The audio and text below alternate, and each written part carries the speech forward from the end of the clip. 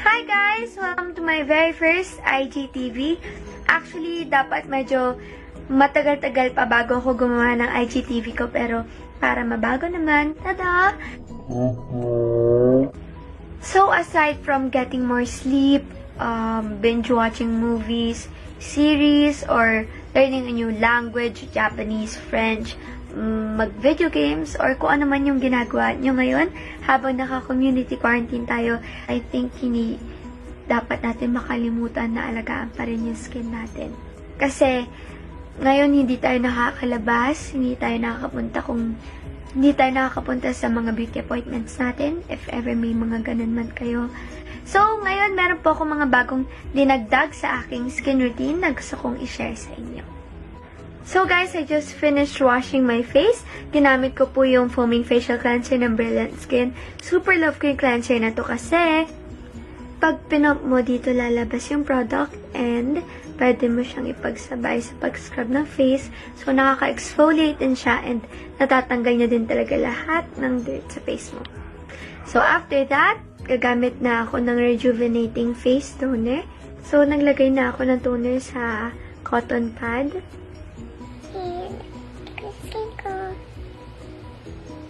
Malinis.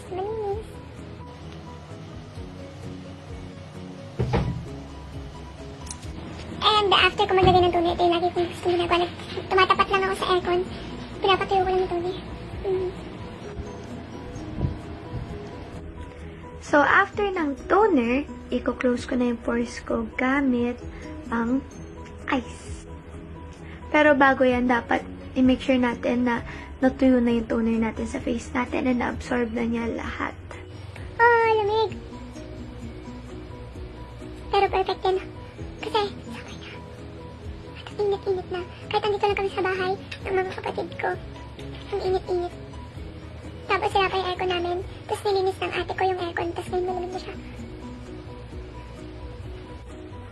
Wala kasi akong jade roller, guys. So, yellow lang talaga yung ginagamit ko. So, after ng ice, naglagay na ako ng moisturizer sa face ko. And then, after that, maglalagay na ako ng sunscreen. Kasi importante din kahit nasa bahay lang tayo, dapat naglalagay tayo ng sunscreen to protect our face. And, baka madaming nag-iisip, hindi naman tayo lumalabas, ba't kailangan maglagay ng sunscreen? Kasi, well, nalaman ko sa Google na it helps keep your complexion even. And nakakatulong din siya sa wrinkles, sa anti-aging stuff. So, that's how I take care of my skin ngayon, guys. Habang naka-quarantine tayo lahat, sana alagaan natin ang sarili natin. Don't forget to take your vitamins. And lagi mag-sanitize. And guys, please, huwag na po lalabas. Para sa ating lahat naman to. Kaya natin to, guys. I love you all so much. Mwah!